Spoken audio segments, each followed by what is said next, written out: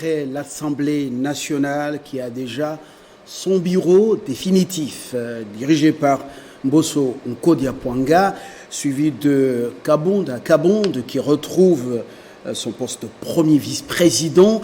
C'est donc le tour du Sénat avec un bureau d'âge.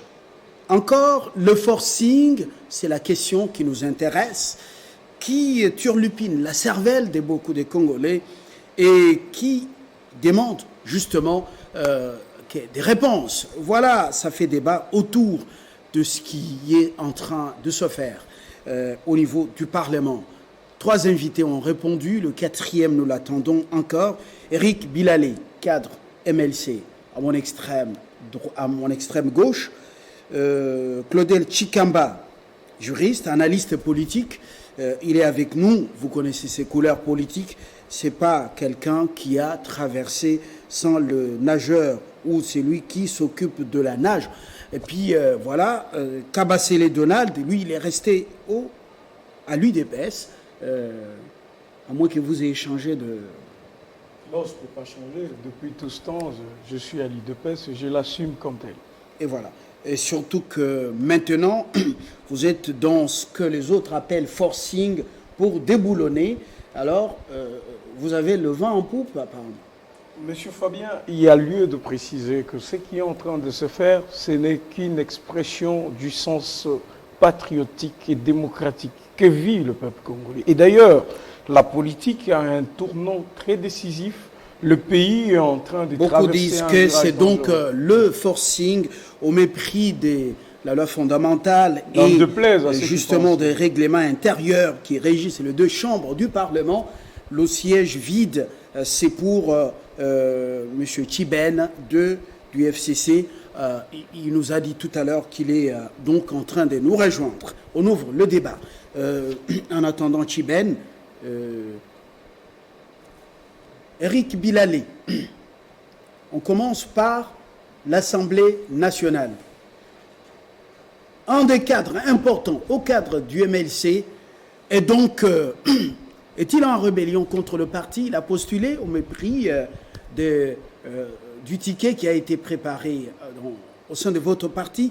Jacques Njoli, les constitutionnalistes, on aime bien l'appeler comme ça, on peut dire qu'au sein du parti, il y a une rébellion qui a commencé? Du point de vue politique, c'est une désobéissance répréhensible à l'égard de la décision générale du parti, la grande orientation du parti, et c'est réprimable du point de vue de la discipline du parti. Donc, en réalité, c'est un acte peu recommandable parce que, vous savez, il y avait beaucoup de candidats au poste des rapporteurs et des avis des cadres, des élus du parti au président Jean-Pierre Bemba étaient divergents et le président devait jouer son rôle prépondérant d'arbitre dans le choix de la personne qui devait représenter le parti. Bah alors, c'est une parenthèse importante, il fallait qu'on soit fixé, parce qu'on le sent déjà, le MLC pourrait traverser des zones de turbulence avec les constitutionnalistes Njoli qui risque de créer un autocourant au sein du parti. Alors, nous allons à l'actualité. Vous avez obtenu le poste de rapporteur au bureau de l'Assemblée nationale. Un motif de satisfecit. Dans le cadre de l'Union sacrée. Un motif de satisfecit. Ben oui, écoutez, nous sommes dans le cadre de l'Union sacrée. Il y a un consensus permanent et constructif.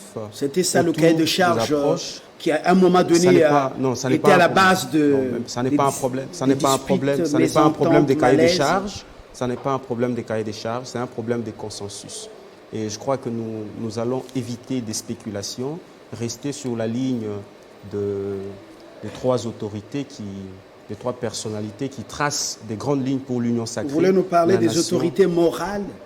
Je parle de personnalités, y compris l'informateur, qui trace des grandes lignes pour l'Union sacrée de la nation, au fin de construire un nouveau Congo prospère qui fera du mieux-être de tous son leitmotiv.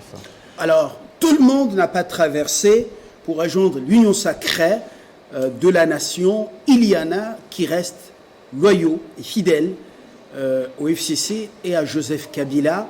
Ils ont même le courage d'être là et de s'affirmer parce que c'est ça la démocratie. Si tout le monde va parler le même langage de l'union sacrée, eh bien, c'est que la République démocratique du Congo n'aura pas son sens. Tiben vient de nous rejoindre. Bienvenue. Merci, très chers frères.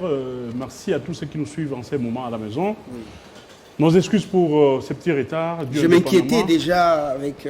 Non, avec des embouteillages, on nous a construit des sauts de moutons de gauche à droite qui n'ont pas favorisé la fluidité des transports. Nous faisons avec et nous sommes là. Très bien. Merci d'être là. Alors, vous continuez pour aborder ce sujet. Le Sénat, en vacances parlementaires, la session extraordinaire bouclée, après avoir examiné le projet, la loi sur la ratification de la zone de libre-échange continentale. Dites-nous, un bureau d'âge convoqué par un secrétaire général du Sénat, on est où là? Est-ce que ça n'énerve pas le règlement intérieur du Sénat? Est-ce qu'on est là dans le respect de la Constitution de la République? Oui, écoutez, en fait, la matière relevant de pétitions contre le bureau n'est pas exclusivement réservée à une quelconque session extraordinaire ou ordinaire soit-elle. Le plus important, c'est que cette matière-là de contrôle du bureau peut être invoquée à tout moment qu'il y a à reprocher à un des membres du bureau ou au bureau dans son ensemble. Même pendant les vacances parlementaires. Alors, en ce qui concerne la question de la vacance parlementaire, en fait, c'est le président du Sénat qui a fait un passage en force. La pétition contre sa personne a été déposée par l'honorable Valentin Guérengo du MLC le jour même de la clôture, avant la séance plénière de la clôture. La pétition a été dûment déposée. Il en a accusé réception. Automatiquement, quand on reçoit la pétition, c'est en fait le secrétariat général du Sénat qui prend les choses en main. En principe, le président du Sénat ne devait même pas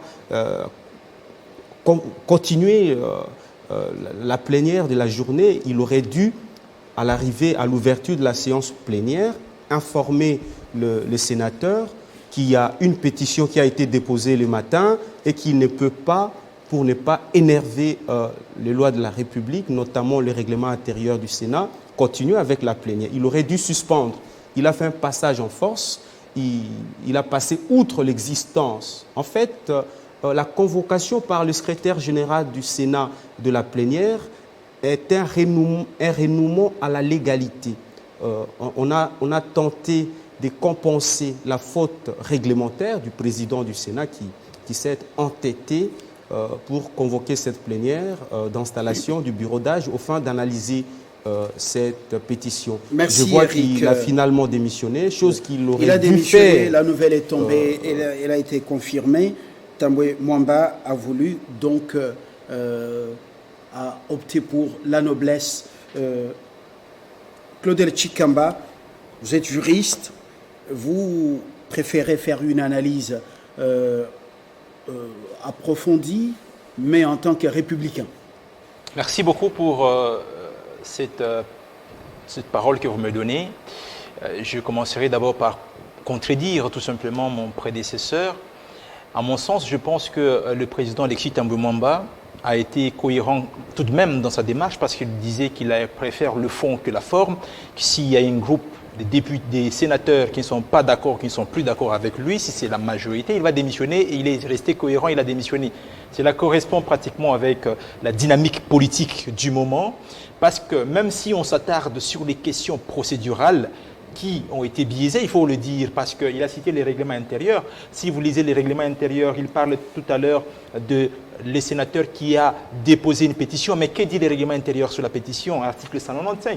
Tout sénateur peut, par une lettre adressée au président du Sénat, demander au bureau des éclaircissements sur un volet bien précis de sa gestion à tout moment de la session. Il a raison. Donc, même dans la session extraordinaire, on peut déposer. Le bureau dispose d'un délai de 7 jours pour y répondre devant l'Assemblée plénière à dater de la réception de la dite lettre. Je vous épargne la suite, donc l'article 196, qui donne également la procédure. Mais au demeurant, c'est que, est-ce que si on fait un débat sur la forme, est-ce que ça va l'emporter sur le fond, qui est celle de dire, n'est-ce pas, plutôt sur le fond, qui est celui de dire, il y a un groupe de sénateurs qui ont d'ailleurs habilité le bureau d'âge à pouvoir présider une séance plénière pour pouvoir examiner les pétitions en question. Et donc moi je pense qu'ici, il y a plutôt une sorte de révolution un peu qui est en train de se dérouler au niveau du Sénat et qui l'a emporté sur toutes les questions de forme, parce que s'il faut aller sur les questions de forme... Une révolution positive ou inquiétante pour le reste, justement, des événements au pays, un pays démocratique. Bon, il faudra dire que... Parler de la révolution, il faudra dire que je ne saurais pas préjuger sur la suite des événements, parce qu'il faudra voir quelle est la suite que les sénateurs... Mais vous parlez d'une révolution. Mais il y a une révolution. Parler de la suite, de la démarche de déboulonnement, ou bien c'est tout simplement il y a une révolution palais, dans la mesure où... Une révolution douce qui va... Il y a une révolution dans la mesure où c'est une sorte de bouleversement d'un ordre qui est établi. Il y a un ordre qui est établi au Sénat, et même pendant qu'ils étaient en vacances parlementaires, c'était déjà un secret de polichinelle même à la cité, qui avait un remue-ménage au Sénat. Parce qu'en même temps, on parlait des sénateurs qui seraient en train de signer une pétition, on parlait des sénateurs qui touchent de l'argent, on voulait à un moment donné arrêter, je crois, le questeur ou bien les questeurs adjoints. Il y avait tout de même à la cité une sorte de remue-ménage. Et ce remue-ménage a même explosé à un moment donné lorsque le président du Sénat a ouvert la session, ou bien il a programmé la session extraordinaire. Du moment qu'elle était ouverte, on a même senti qu'il y avait déjà des réquisitions du procureur général de la République pour qu'il y ait une levée, procureur général près de la Cour de cassation, pour qu'il y ait la levée des immunités. Et donc, on constate, moi je concède cela au fait, et je mets cela sur le dos d'une sorte de révolution de palais qu'il y a eu au sein du Sénat, les sénateurs qui disent qu'ils ne veulent plus du bureau du Sénat, et tous les membres du bureau, en fait, la majorité des membres du bureau, sont en train d'en tirer les conséquences. Mais revenir à dire, ou à tordre le règlement de l'intérieur en disant que lorsque on confond peut-être cette demande avec la motion, parce que lorsqu'il y a une motion, qu'elle soit incidentielle, motion d'ordre, motion préjudicielle, cette motion-là a une préséance sur toute autre matière. Mais ici, nous sommes, en ce qui concerne le règlement de l'intérieur, sur la question d'une lettre qui est adressée, ou une pétition, comme si on peut le dire ainsi, aux membres du bureau pour leur demander des explications sur leur gestion. Et donc, ici, on ne peut pas dire que parce qu'il y a cette lettre qui est déjà déposée, on doit tout surseoir. Mais le règlement intérieur dit quoi? Lorsque cette question, je me répète, est adressée, il faudrait plutôt, il y a un délai, lisez les articles 195, 196 et 197, qui est donné au bureau pour pouvoir répondre. Si le bureau ne répond pas, il y a également une procédure qui est organisée, parce qu'il y aura en ce moment-là l'Assemblée plénière qui va mettre en place une commission, et la commission d'enquête va faire le rapport, et en ce moment-là, on va écouter les réponses des personnes qui sont incriminées devant la session, devant la plénière, et si ces personnes-là tombent sous le coup de la déchéance, on votera également pour qu'il y ait des remplaçants à ces personnes-là. Mais je concède cela en disant qu'il ne faut pas faire du juridisme lorsqu'il y a un vent qui tend à faire bousculer un certain ordre qui est préétabli. On va justement à l'essentiel, qui est celui de dire que la majorité des sénateurs ne sont plus en bonne religion avec les bureaux et qu'il faut aller tout de suite au fond de la question. Mais moi, je voudrais qu'on me rencontre sur les moyens que je viens de développer par rapport au règlement d'ordre intérieur. Voilà. Nous allons rester dans ces règles de jeu, le règlement intérieur. Avant de prendre Tchiben, Donald Kabasele, vous avez suivi Claudel Chikamba et également Rick Bilalé.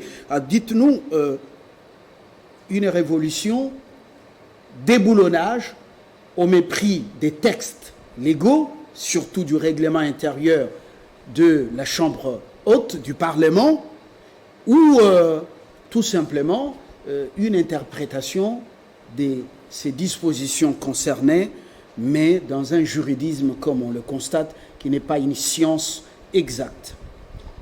Merci, M. Fabien. J'ai aimé la pertinence des arguments avancés par les copanélistes, même si je ne suis pas totalement d'accord avec Maître Claudel de Chikamba, que je vais rencontrer parce qu'il a bien besoin que nous les rencontrions sur le moyen soulevé.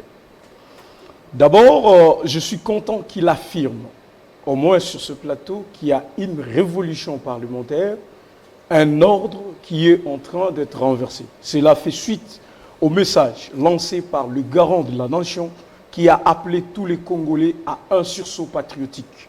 Comme les députés nationaux l'ont démontré, les sénateurs se sont eux aussi inscrits dans cette ligne. Et alors, on touche au texte. On vous dit délai à observer. Je suis bien d'accord qu'on reconnaisse que la motion comme incident de procédure ou comme moyen de contrôle parlementaire peut être soulevée à tout moment. Donc, même pendant la session extraordinaire. Ok, on a soulevé cette question de motion. Vous dites que le bureau a 7 jours pour répondre. Est-ce que vous pouvez nous rappeler ici, sur ce plateau, quelle est la réponse que le bureau a réservée à la motion? Du moment où le bureau qui connaissait qu'il y avait une session extraordinaire ouverte, l'a clôturée immédiatement. Vous pouvez nous dire, un bureau qui reçoit une motion, un bureau qui était censé répondre dans 7 jours, clôture le même jour la session extraordinaire. C'était effectivement pour empêcher aux pétitionnaires ou aux motionnaires de continuer leur démarche. Voilà là où Maître Bilalé vous dit que le président a juste fraudé. On n'a pas besoin de mettre autour de cette table. Voilà. Vous n'engagez pas le barreau. M. Bilalé vous dit effectivement que le président du Sénat a voulu juste frauder. Pourquoi? Parce qu'il devrait dire, par exemple, nous avons reçu le motion telle que nous déposée, nous sommes en session extraordinaire, mais parce qu'il y a une motion, je ne clôture pas la session extraordinaire, je donne aux membres du bureau dont la motion a été destinée le droit et le devoir de se défendre dans le délai du règlement intérieur. Monsieur ne l'a pas fait. Voyez-vous? Et donc, quand monsieur ne le fait pas, que prévoit les règlements intérieurs? Les règlements ne prévoient rien. Voyez-vous? Il y a un vide. Voyez-vous? C'est là où nous sommes. Alors, parce que vous reconnaissez... Cette révolution parlementaire est axée... donc est axé sur un vide. Voilà, non, c'est pas sur un vide. C'est pas sur un vide. Voilà. En fait, je suis en train de m'expliquer. Ils comprennent très bien ma démarche. C'est-à-dire, ils devraient dire aux sénateurs, nous avons reçu le motion, nous programmons 7 jours, nous suspendons la plénière pour revenir dans 7 jours et débattre. Mais monsieur clôture la session extraordinaire, alors qu'il a reçu le motion. C'est là où je dis que son moyen soulevé, je les rencontre en lui disant que le président a violé les règlements intérieurs, lui-même d'abord, comme président. Les autres membres du bureau, y compris le président, auraient choisi la voie de la noblesse, en démissionnant, par exemple, sauf le vice-président, il est le premier vice-président. Premier vice-président Sami Badibanga. Pourquoi lui est-il épargné là par les motionnaires? Et c'est le seul qui n'a pas rendu le tablier. Une révolution du palais qui vise un déboulonnement des uns et le maintien des autres. Voilà, je dis que chaque parlementaire, comme chaque membre du bureau, est lui-même, il n'est pas égal aux autres. Si certains estiment que je démissionne et que certains autres estiment, moi je ne démissionne pas, je vais avec la démarche jusqu'au bout, ça a été observé au sein de l'Assemblée nationale. Tous les membres du bureau n'ont pas voulu démissionner, ils sont partis jusqu'au bout de leur logique. Mais parce qu'il fallait que je finisse la réflexion, M. Fabien, permettez. C'est justement montrer à M. Tikamba que, parce qu'on était devant ces forcings, cette violation de règlement intérieur par le président du Sénat, il fallait que l'article 114 de la Constitution s'applique. C'est-à-dire qu'au moins la séance extraordinaire, inaugurale, prévue et dans le règlement intérieur et dans la Constitution, celle-là convoquée par le doyen d'âge. Et donc, on devrait revenir au statu quo parce que simplement, il n'y avait pas de précédent. Et d'ailleurs, un bémol, tout le parlementaire, que ce soit au niveau de l'Assemblée nationale ou du Sénat, ont fait sciemment, ils ont fait sciemment l'abstention déréglementer toute la procédure des pétitions et des motions et ce qui peut s'en suivre après. Non, dans le règlement intérieur. C'est un procès d'intention. Non, voilà, non, on les constate. Maintenant là, on les constate. Mais on ne peut pas dire qu'ils ont fait sciemment. Je vous rappelle que Mme Mabunda a considéré que oui, même si je suis visé par des pétitions, même si on veut me de choix, mais c'est mon bureau qui devrait expédier les affaires courantes. Il y avait un problème. Le bureau d'âge qui s'était installé pour analyser ou examiner les motions se disait il pouvait continuer les affaires courantes. Alors, tout le monde... Il y avait un vide. Tout le monde a mal géré. Tout le monde est mauvais, sauf Sami Badibanga, le seul dans ce bureau qui a les mains nettes. J'insiste que si M. Badibanga n'a pas accepté de démissionner, c'est personnel. On ne peut pas les lui reprocher. Et donc, pour cheater, vous allez comprendre que c'est pourquoi on est passé à la procédure inaugurale de la session extraordinaire, celle qui devrait être convoquée par le doyen d'âge. Et d'ailleurs, ceux qui étaient frappés par la motion l'ont reconnu dans leurs lettres respectives. Ils ont appelé Monsieur le Président du bureau d'âge. Et donc, ils ont reconnu qu'effectivement, il y a un bureau d'âge qui devrait, dans le cas où elles sont des choses, voilà, par la force de choses. Chiben, Monsieur Fabien, ce n'est pas un meeting. On ne devrait pas. Ce n'est pas un meeting. S'il vous plaît, Monsieur Comment vous monopolisez la parole?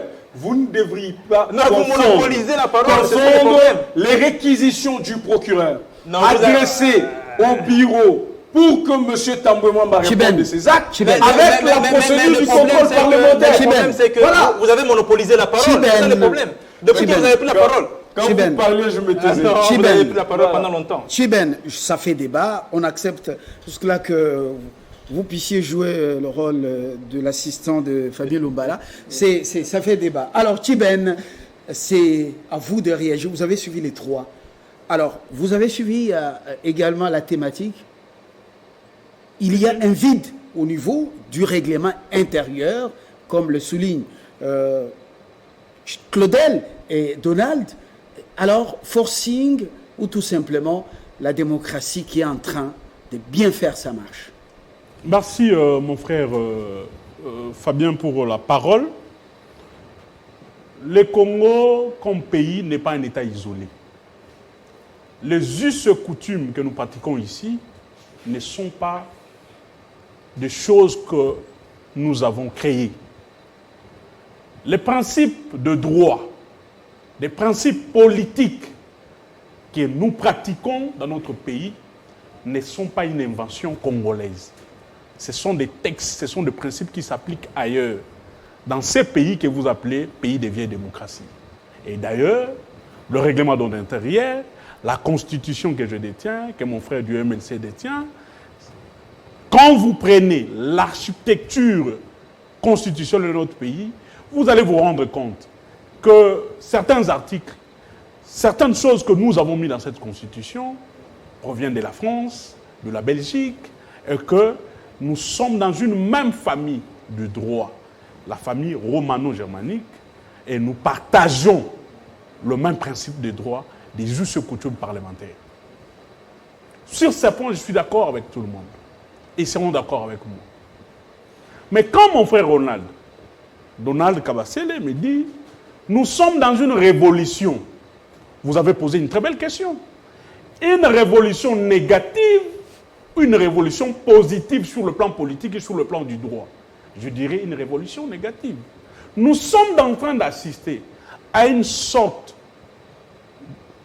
de dérive dictatoriale depuis l'avènement de l'UDPS au pouvoir jusqu'à ce jour. Le plan était déjà fait. Le plan, il fallait déstabiliser toutes les institutions afin de permettre à un homme, enfin de permettre à une institution président de la République, de tout faire à la place des autres institutions. Et ce plan est en train d'être concrétisé par l'UDPS au pouvoir, en violant la loi fondamentale, les lois organiques, les lois spécifiques, toutes ces lois importantes de notre pays sont foulées aux pieds. Ici, en commençant par l'Assemblée nationale, vous avez vu comment les choses se sont passées. Quand Mme Mabunda, effectivement, une femme forte, une brave femme, constate que nous n'avons pas une jurisprudence en la matière, où on retrouve la présidente ou le président de l'Assemblée nationale et tous ces membres sont attaqués par une motion. Madame, c'est permet quand même d'avoir le droit d'introduire une requête afin qu'on puisse interpréter, afin que le juge, qui sont compétents, puisse analyser cette situation et donner une lecture juridique, afin que le bureau se décide si ça sera à elle de continuer ses travaux ou au bureau d'âge. Nos frères de l'UDPS, dans la violation, ils se précipitent. Madame Mabunda saisit le Conseil d'État, nuitamment, avec M. Mbosso, il s'arrange d'aller saisir la Cour constitutionnelle. Et vous voyez là, avec laquelle célérité le juge de la Cour constitutionnelle ont tranché pour donner la raison au bureau d'âge dirigé par M. Mbosso de conduire l'installation du bureau définitif et tout ce qui s'est ensuite bien après. Mais c'est dans la violation. M. Mbosso arrive. Qu'est-ce qu'il fait?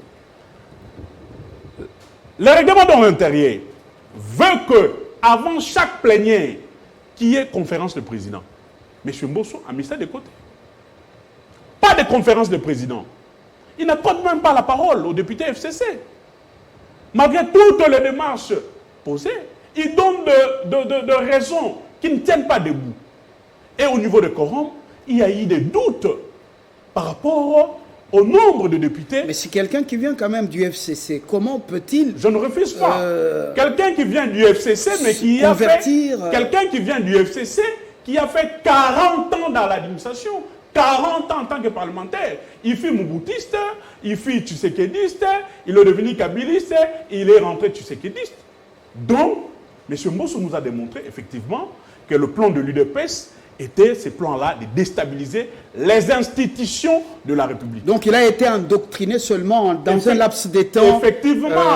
Alors qu'il était président du bureau d'âge. Les ADN de la dictature dans le chef de l'honorable Mbosso n'ont pas changé parce que c'est un moboutiste.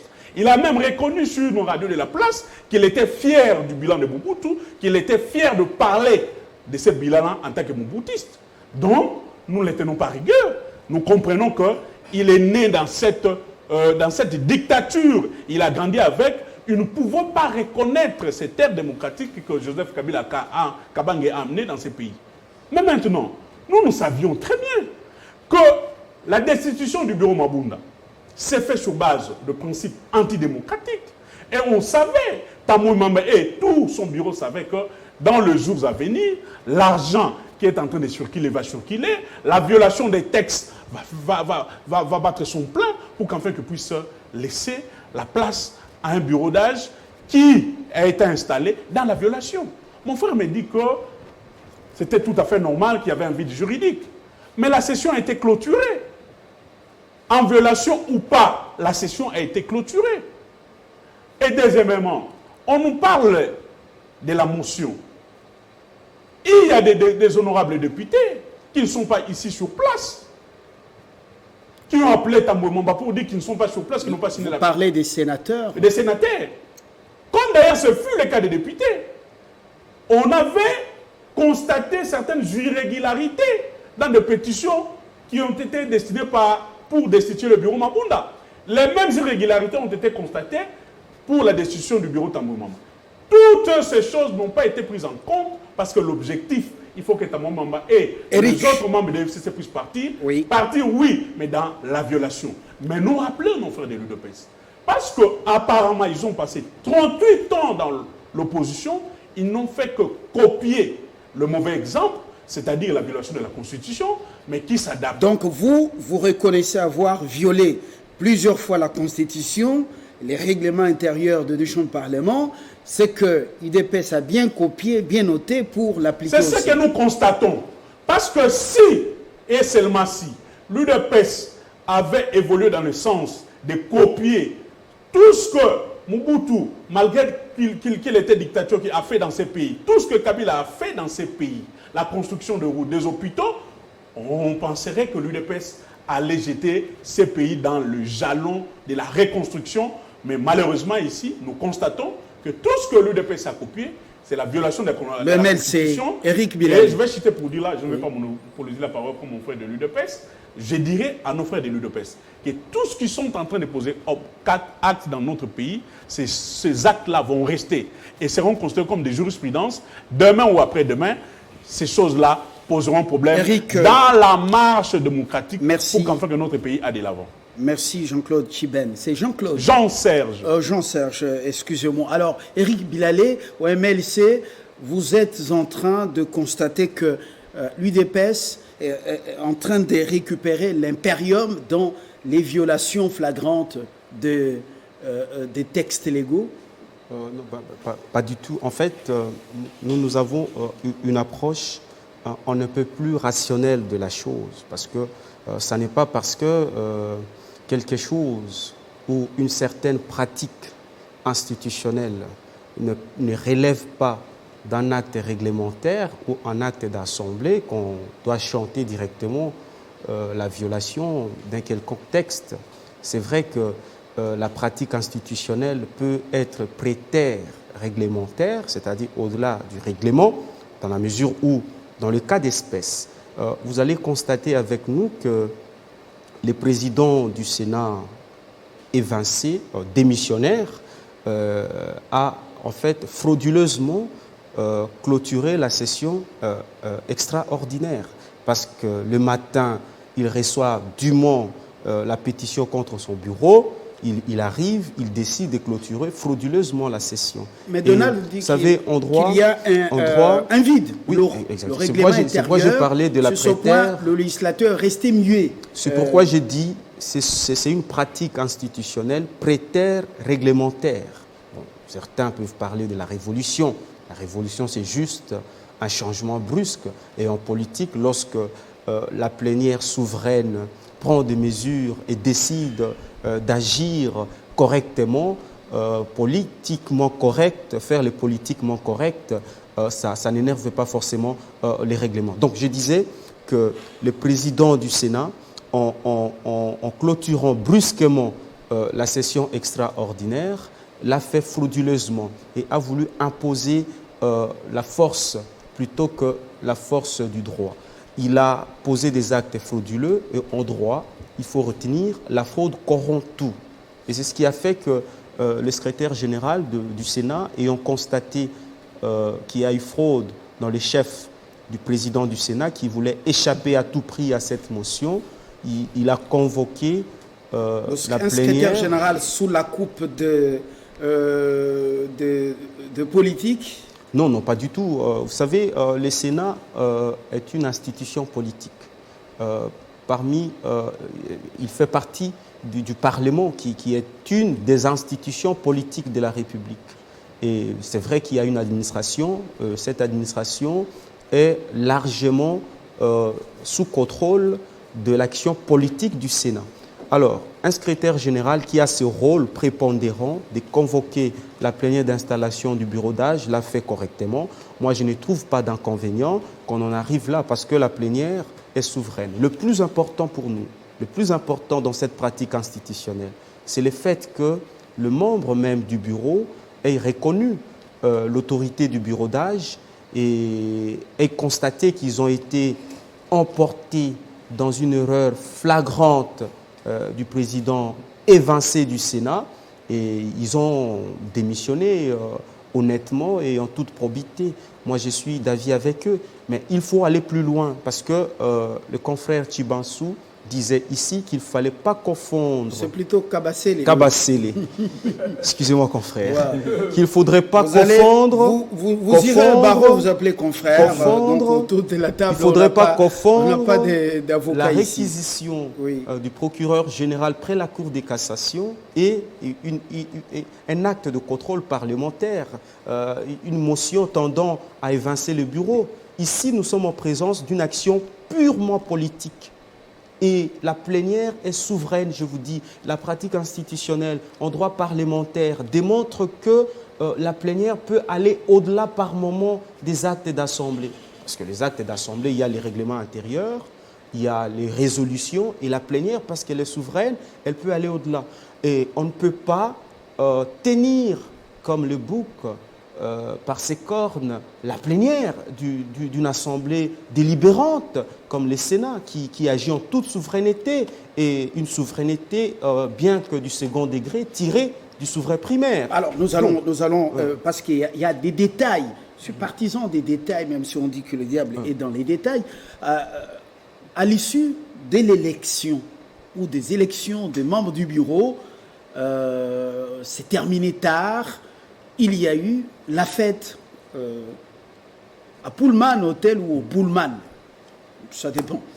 Et la fête, on a mangé, le président élu, le nouveau président du bureau de l'Assemblée, aurait déclaré « manger, buvez et dansez ».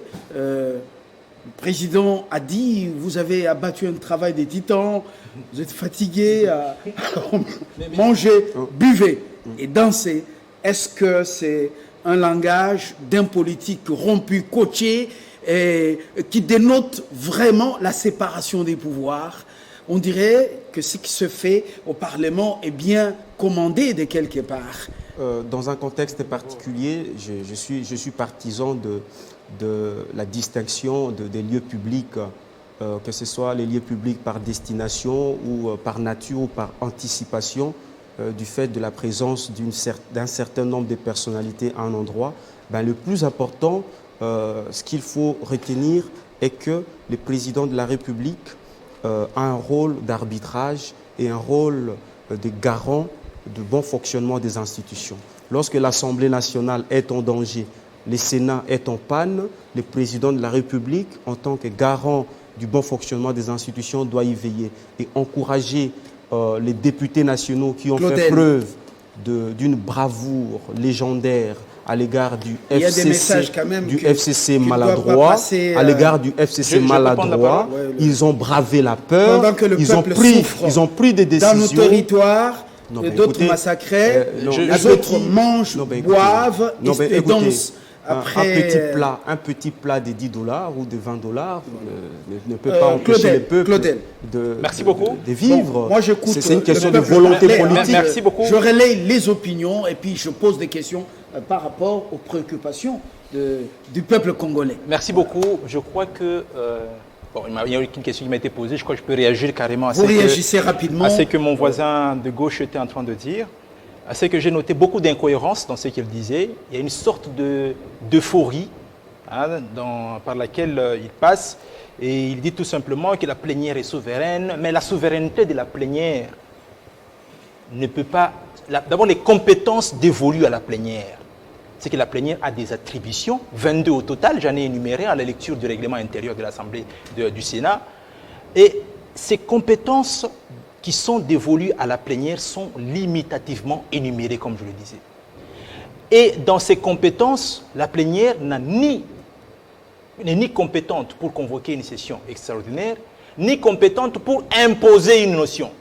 Sauf qu'on se dit que, disons, nous sommes en termes d'une révolution, on se dit que c'est la plénière, ce sont des sénateurs, et les sénateurs, on essaie de comprendre. Mais si on doit rentrer dans les mécanismes juridiques tels que le droit tel qu'il doit se dire, la compétence et d'attribution, c'est sur pied de cet argumentaire également qu'on peut dire que seul le président du Sénat, en vertu de l'article 32.7 du règlement intérieur, est habilité à convoquer une session extraordinaire. C'est comme ça que vous avez vu qu'il y avait un débat tout autour du fait que si le secrétaire général de l'administration, le secrétaire chargé de l'administration est habilité à convoquer la plénière en vue d'examiner, en vue d'installer le bureau d'âge, mais il n'est pas cependant compétent pour convoquer une session extraordinaire. C'est là que mon voisin qui est devant moi, mon coordinateur, a dit que la session était clôturée. Et si la session est clôturée, elle ne peut pas être convoquée par le secrétaire général parce qu'il n'en a pas compétence selon le règlement intérieur.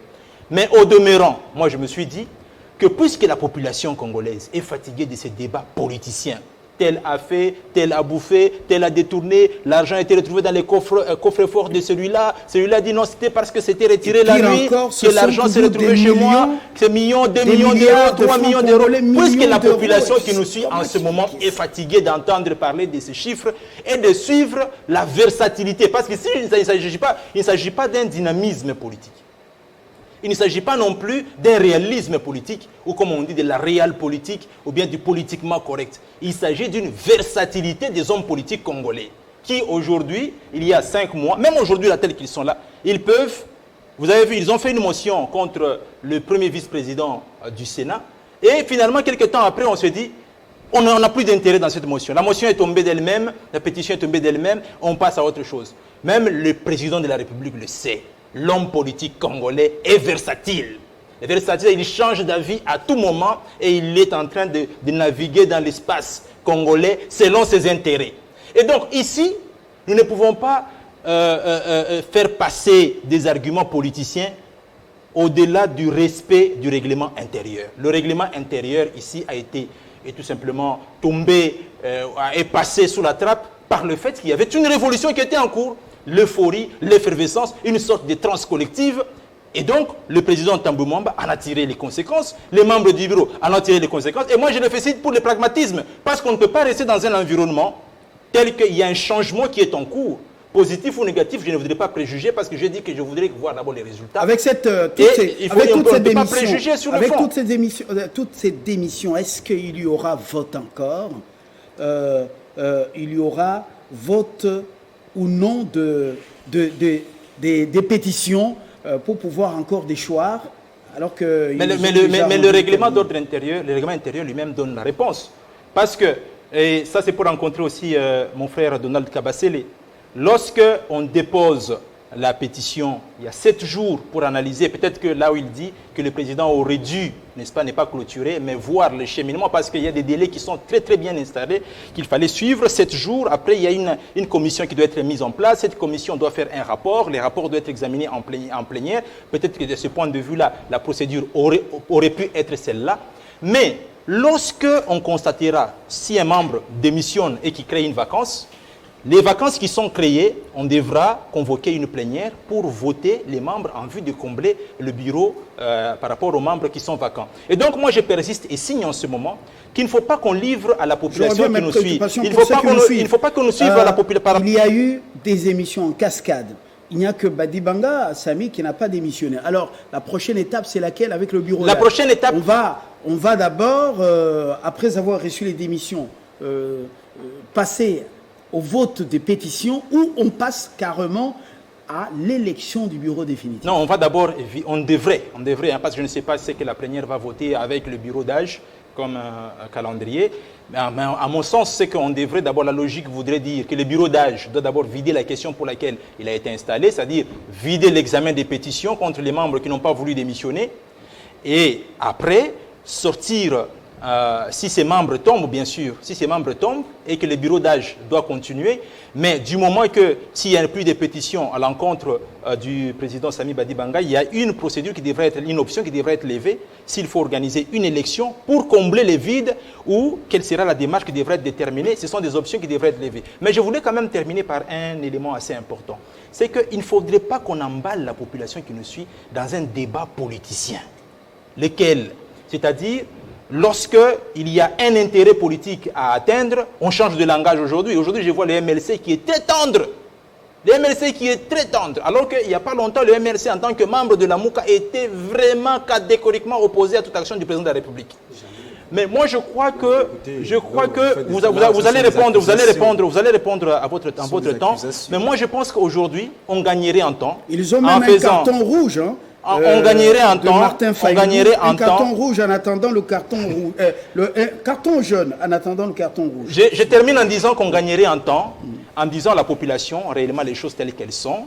Il y a un règlement d'ordre intérieur, mais par rapport à l'impératif du temps et par rapport à tout ce qu'il y avait comme problème et ainsi qu'impératif de la révolution en cours, on est la force des choses à entraîner les choses. Voilà. Donc on a violé le règlement intérieur. Je ne pourrais pas conclure comme cela, mais moi je pense que la plénière, usant d'une certaine souveraineté et de pouvoirs exorbitants, a carrément voulu faire les choses à Donald, une réaction rapide avant, on amorce déjà l'atterrissage. Voilà, j'ai aimé la pertinence au moins des arguments qui sont développés sur le plateau et ça donne la beauté au débat, ça fait débat. Mais là où M. Claudel n'est pas tout à fait honnête avec lui-même, c'est quand il refuse de reconnaître que M. Tambwe Mwamba a violé les règlements intérieurs. Mais violer, c'est par rapport à un règlement bien installé. Quel est l'article qui a été violé? Donnez-nous l'article qui a été violé, c'est clair. Ok, merci. Vous êtes juriste, hein? Vous avez cité... Faut qu'on reste dans les textes, c'est important. Nous restons dans le texte. Nous restons dans le texte. Ouais. Il affirme enfin qu'il ne sait pas confirmer si le règlement a été violé ou pas. Voilà. Donc il est perdu. Je le prends au mot. Non, pas du tout. Vous dites pas vous-même du tout. que quand on dépose une motion, c'était le règlement intérieur que vous lisiez. Quand on dépose une motion, on observe 7 jours pour réserver des réponses, on organise des commissions et tout ça. Je vous rappelle l'article 116 de notre Constitution. Dans son dernier alinéa, il est dit ceci. La session s'épuise par l'épuisement de l'ordre du jour ou tout au plus tard au 30e jour depuis sa convocation. Quelle était l'urgence qui pouvait faire que M.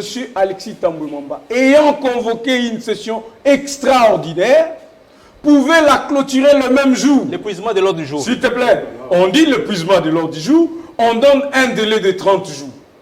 Voilà. Vous êtes d'accord avec nous que les motions ont été régulièrement déposées? Pourquoi il n'a pas respecté le règlement intérieur qui lui oblige de donner à ceux à qui la motion a été destinée de se défendre pendant 7 jours? Voilà. Les deux autres qu'il y a eu au sein du Sénat, je vous informe parce que j'ai comme l'impression que vous n'étiez pas peut-être trop branchés, vous étiez occupés avec les charges qui sont les vôtres.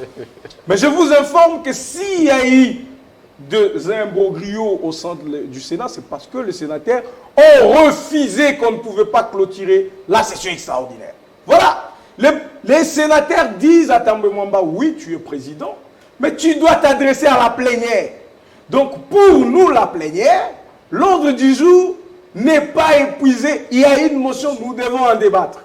Monsieur fait frauduleusement, et puis, il clôture. Voilà. Vous dites, est-ce qu'un bureau d'âge peut convoquer une session extraordinaire? Je vous réponds, je vous réponds par oui. S'il vous plaît. Oui, oui, je réponds encore oui. Comment? Quand on est en début de législature, qui convoque la session extraordinaire? C'est un cas tout à fait exceptionnel. Voilà. Donc vous reconnaissez, s'il vous plaît, avec deux arguments. Vous êtes juriste, c'est pas la même chose. Avec deux arguments. Le premier argument. Vous êtes juriste, c'est pas la même chose. Le premier argument, c'est que les membres de la plénière se sont opposés à la décision du président du Sénat de clôturer la session extraordinaire. Le deuxième argument, c'est que l'article 114 de la Constitution, l'article 28 du règlement intérieur, autorise que le bureau d'âge peut présider une session extraordinaire. Et donc, quand vous dites, nous sommes juristes pour la plupart, vous dites, la Constitution a été violée. Vous voulez même faire des similitudes. Mais qui a dit que la Constitution a été violée? Vous me prêtez des intentions. Non, il y a eu tantôt vous, il y a eu tantôt M. Moi, je ne parle pas de la Constitution, Sans monsieur. problème, laissez-moi parler. Quand vous parliez, j'étais calme. Mais il ne faut pas tordre mes propos non plus. Voilà, merci. Il n'a pas parlé de la violation de la Constitution. Du règlement intérieur. Monsieur Thibin parle de la violation de la Constitution. Le règlement est là, mais on a voulu privilégier l'approche de cette révolution du palais. Ouais. Je le dis aussi en d'autres termes. Je n'ai pas fait les études de droit. Je veux que ce soit vous qui donnez la parole aux gens et qui permettez à ce qu'on ne soit pas à un moment donné arrêté parce qu'on perd le fil. Il ne faut plus tordre aussi les paroles des gens. Oh là là, apparemment vous n'êtes pas courtois. Laissez-moi parler. Et donc, du côté règlement, je vous donne un argument qui vous fait comprendre que M. Tambwe Mwamba a violé les règlements et les sénateurs l'ont remis à l'ordre. Du côté Constitution, je rappelle à M. Thibin, qui rappelle le cas de l'Assemblée nationale, qu'il y a un arrêt de la Cour constitutionnelle.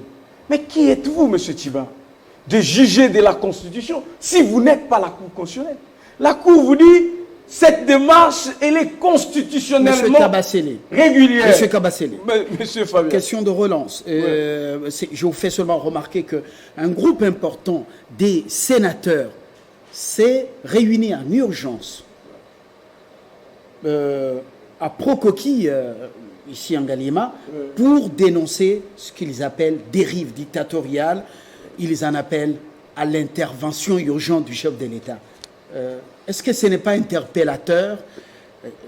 En ce moment ici, est-ce que toutes les brèches sont sont fermés. Contrairement à ce qui a été Boucher. affirmé sur ce plateau, Oui. l'UDPS se battra pour la démocratie jusqu'à la fin. Et donc, si le message des sénateurs va dans le sens de leur liberté d'expression et d'opinion, ils s'adressent aux garants du bon fonctionnement des institutions et de la nation pour la remarque qu'ils estiment à leur niveau suffisamment à défendre, eh bien, le chef de l'État les entendra. Mais pourquoi on peut se rappeler du point de vue de ce groupe de sénateurs et ignorer le point de vue de la majorité des sénateurs qui voulaient que le bureau Tambwe Mamba tombe? Chiben. Voyez-vous? Et donc, voilà, M. Fabien, j'étais en train de dire, j'étais en train de finir en disant... Vous aurez la dernière parole. Vous aurez la dernière parole. Permettez, M. Fabien. Si M. Tambwe Mwamba n'avait pas convoqué la session extraordinaire, on ferait ces débats. Mais comme c'était lui, le président du Sénat, qui avait convoqué la session extraordinaire et que les députés et les sénateurs se sont servis de sa convocation pour interpeller les membres du bureau, la démarche elle est correcte. Chiben. Elle est constitutionnelle Chiben. et elle respecte le règlement intérieur. Chiben. Monsieur Fabien, merci pour la parole. J'ai très bien suivi mes frères avec qui je suis sur le plateau. Vous avez posé la question, mon frère du MLC, une question importantissime qui n'a pas eu de réponse. Je comprends qu'il est en train de contribuer à l'euphorie de l'UDPS. Parce que le MLC aujourd'hui est divisé. Sur le plan fonctionnel, les avis et considérations des uns et des autres ne sont plus pris en compte en ces moments. Mais laissez-moi quand même relever quelque chose ici, à travers votre question concernant M. Mbosso. Je confirme ici, sans peur d'être contredit, que Mbosso est un homme qui baigne dans la dictature. Et je vais donner quelques cas ici qui vont dans le sens de prouver ce que je dis, et que ici, si vous êtes dans un pays qui se veut démocratique, les lois doivent être impersonnelles, contraignantes, opposables à tous, en commençant par les chefs de l'État, garant du bon fonctionnement des institutions, jusqu'au dernier Congolais. Mais ici, vous constaterez quoi? L'UDPS nous amène une nouvelle manière de gérer le pays. On nous impose le couvre-feu. On impose aux Congolais le couvre-feu. Est-ce que vous nous amenez là dans une digression? Je ne suis pas dans une digression. On revient au sujet. Je réponds à votre question et je vais citer. On revient au sujet. Mais les chefs de l'État... Le couvre-feu que vous violez tous les jours ici. S'il vous plaît, s'il vous plaît. Jusqu'à 22h, les gens boivent, ils chantent. S'il vous plaît. Okay. Laissez-moi suivre. Monsieur Fabien. On revient au sujet. Qui viole le couvre-feu? Mais c'est le chef de l'État qui a commencé à violer le couvre-feu. S'il vous plaît. Il s'offre un culte à la cité de l'Union africaine avec plus de 100 personnes. Personne n'en parle. Personne ne condamne. Ici, vous posez la question à M. Mbosso. Il organise un dîner haute en couleur, VIP, au Grand Hôtel de Kinshasa après cette élection qui s'est organisée dans une situation catastrophique. Jusqu'à 2h, 3h. Ne respectant même pas les mesures prises par les autorités sanitaires, des distanciations physiques. Plus de 500 personnes au chapiteau de Grand Hôtel. C'est une question fondamentale que vous avez posée que mon frère n'a pas répondu. Lui ne pouvait même pas faire référence à ça. C'est en violation de loi. Et les gens ont bu, ils ont mangé. Au moment où à l'Est, on tue. Au moment où à Ben, ça continue. Les sangs continuent à couler. Et là, le chef de l'État nous avait promis que l'état-major avancé sera à Beni. Nous attendons.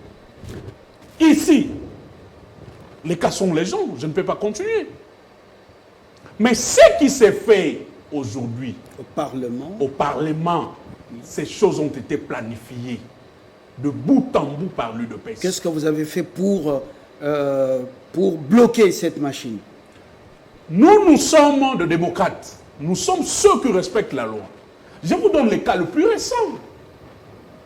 La Cour constitutionnelle, que mon frère soutient, malgré qu'ils ne sont pas en train de respecter les avis et considérations, surtout les arrêts de la Cour, parce que la même Cour a un arrêt sur le tout-puissant gouverneur du Bas-Congo, que l'UDPS a embauché, ils ne veulent pas respecter.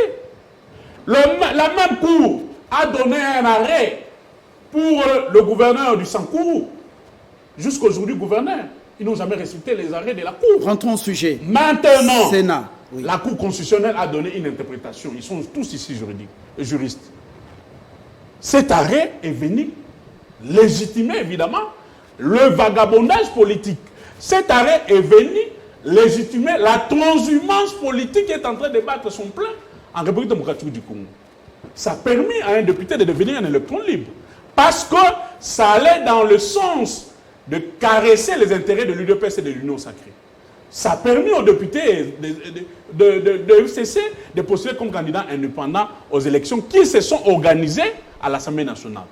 On a rejeté leur requête, espérant que la Cour avait tenu compte du règlement de l'intérieur et de la Constitution. Mais je reviens à Mbosso. Mbosso dit ceci. On lui pose la question par un journaliste, l'un de vos confrères. Si Liao était confirmé comme candidat de l'Union sacrée, Liao en tant que député élu sur la liste PPRD Bumba, qui allait donner à ces derniers le mandat?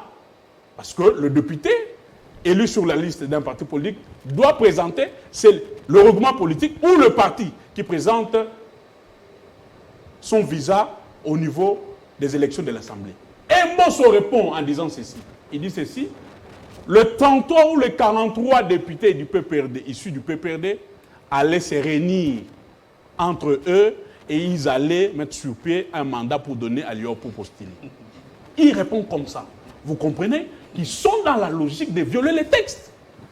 Au moment où ils ont empêché Akimbunda et consorts parce qu'ils étaient partis indépendants, mais il soutient que si Liao était retenu comme candidat au poste du président de l'Assemblée nationale, ça aurait été le député wagon politique issu du FCC qui allait donner le mandat à Liao. Conclusion. Et non Votre le conclusion. PPRD, ou encore Chadari ou Didi Manara, président du groupe parlementaire. Votre conclusion. PPRD. Voilà. Mais ici, qu'est-ce que les gens doivent constater?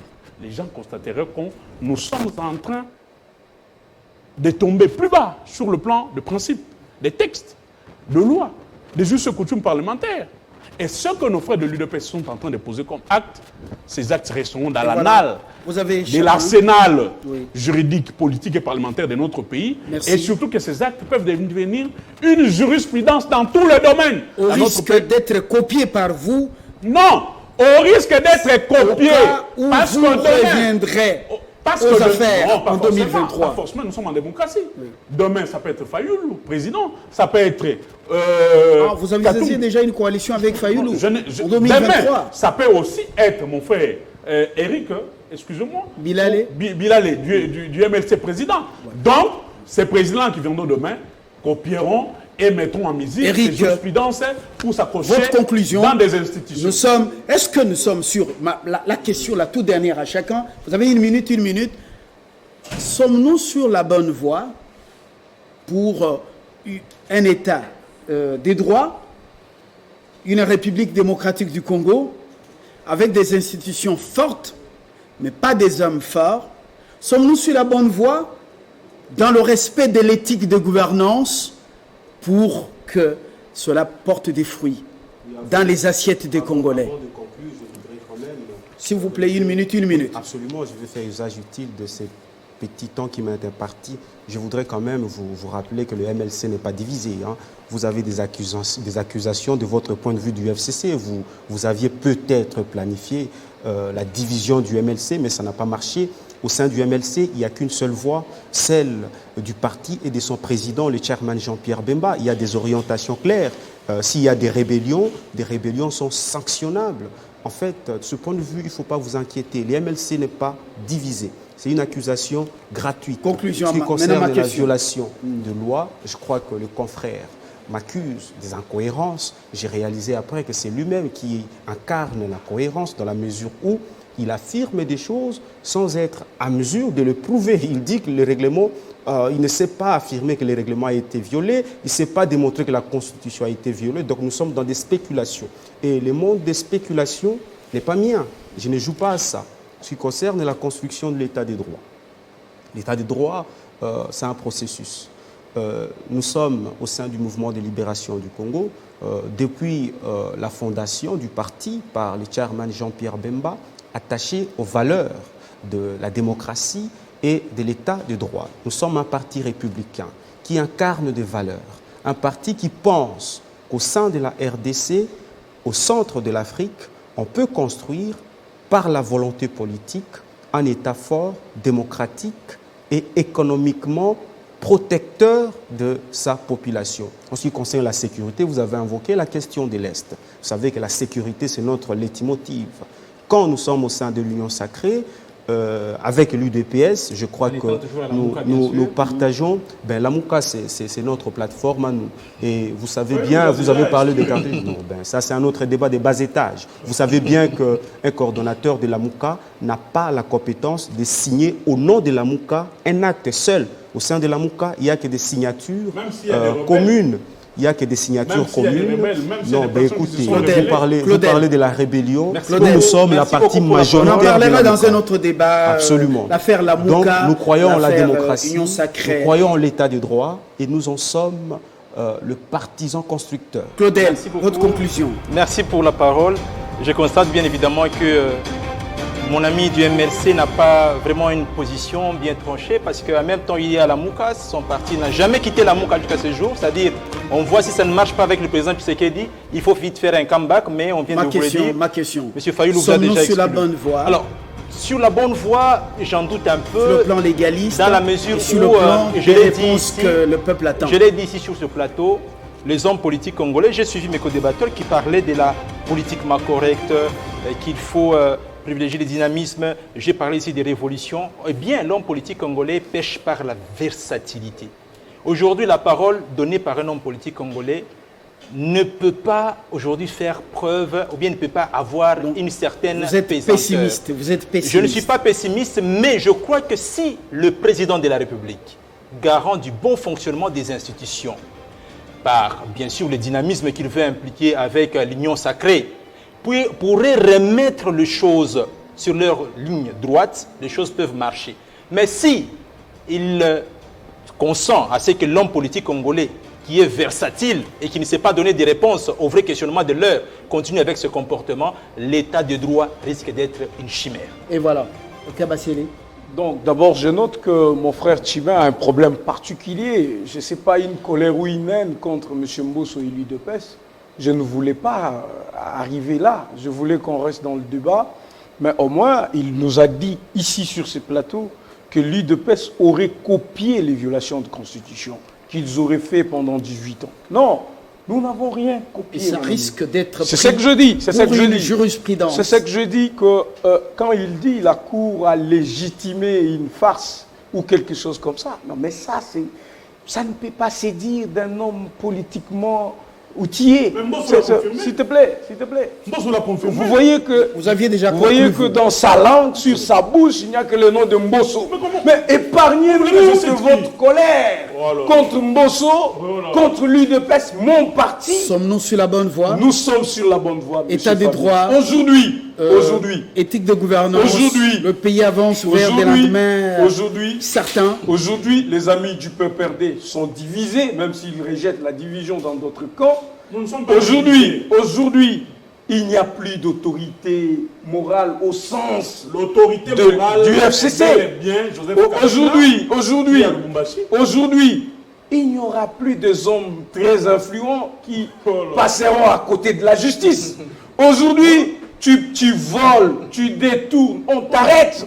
Mais avant c'était 15 milliards qui entraient dans les poches des gens. Vous allez aussi arrêter parmi les fils et filles qui ont mouillé le maillot depuis la création du parti. Monsieur Fabien, l'Union sacrée n'est pas une blanchisserie. L'Union sacrée, ce sont les valeurs. Merci, les valeurs démocratiques, les valeurs d'état des droits, votre phrase de conclusion. Oui. L'état des droits est une notion populiste pour endormir la population. S'il vous plaît, laissez-le terminer. Accepte-moi. Laissez-le terminer. Il a toujours été élégant. Ça s'applique dans notre pays d'une manière sélective. Vous êtes pessimiste. S'il vous plaît, c'est une notion qui s'applique de manière sélective. Comment? Parce que je peux vous donner des preuves. Il parle de l'état des droits. Le ministre de la Santé qui est de l'UDPS malheureusement, a séquestré l'argent des infirmiers et médecins. S'il vous plaît. Des spéculations. Ce ne sont pas des spéculations. Ce sont des imputations. Lui-même a fait une déclaration auprès de l'IGF. Il peut aller déclarer s'ils n'ont jamais suivi. Je peux vous donner encore des cas. Merci. Il y a eu des tournements au cabinet du chef de l'État depuis 4 millions. Ce monsieur a arrêté le comptable. Le procès est où? Il y a eu, s'il vous plaît, il y a eu des tournements de plus de 500 millions concernant le projet en 100 jours. On a jugé quand même pour un montant de 100 et quelques millions. Et les 400 millions sont passés où? L'état des droits. Non, mais la justice était sur la question. Je peux encore vous donner des cas comme ça. Je peux encore la vous donner des cas justice s'y comme ça. penche. L'argent est sorti de la Banque centrale à la présidence ça. vers l'hôtel Bellevue par M. John Toumba, qui a été cité énormément dans le procès. Il n'a jamais été inquiété. C'est la justice. S'il vous plaît, c'est ça l'état des droits. C'est la justice. Que l'UDPS nous a amené. Une notion pour endormir la population. Merci, parce que Thiben. sur le... Tu nous citais un seul procès Merci, pendant Thiben. 18 ans sur Merci, la corruption Thiben. Merci, et les Thiben. détournements des Merci, Kabasele. Avez-vous déjà organisé un procès? Merci À part beaucoup. le procès des caméras que vous avez télévisé. sur les détournements. Nous attendons le procès caméra en appel. Il faut téléviser. Mais ça sera télévisé. Chiben. Nous attendons ce procès. C'est la justice, c'est pas nous. Voilà. C'est pas nous, c'est la justice. Ah bah, Quand la justice prend des décisions, oh non, c'est pas l'UDPS. Mais c'est la Si la justice prend des décisions contre l'UDPS, non. Monsieur Alors, Fabien. je sens que la digression Ouais, risque de la boucler colère cette émission. contre Mbosso Alors, nous préjudicie sur Vous le êtes, l'UDPS. s'il vous plaît, merci Eric, merci Eric, merci Chiben, merci Donald Kabasele, merci Claudel Chikamba. Il est dans sa nouvelle peau d'analyste politique pour une réflexion Il a républicaine. quitté le FCC. Non, il ne l'a pas dit. Il est toujours attaché au FCC. Alors vous comprenez que la justice doit avoir des services de communication efficaces pour rendre compte au peuple, ces gens que vous arrêtez avec tapage, mais que vous relâchez dans l'anonymat. On ne connaît pas à quel niveau ils ont collaboré et qu'est-ce que le Trésor a récupéré, vous comprenez? Alors, moi je suis optimiste. Mon pays va finir par gagner. Et c'est le fruit d'un travail qui doit être fait par nous tous. Ce n'est pas par un seul homme. Bonsoir et à très bientôt.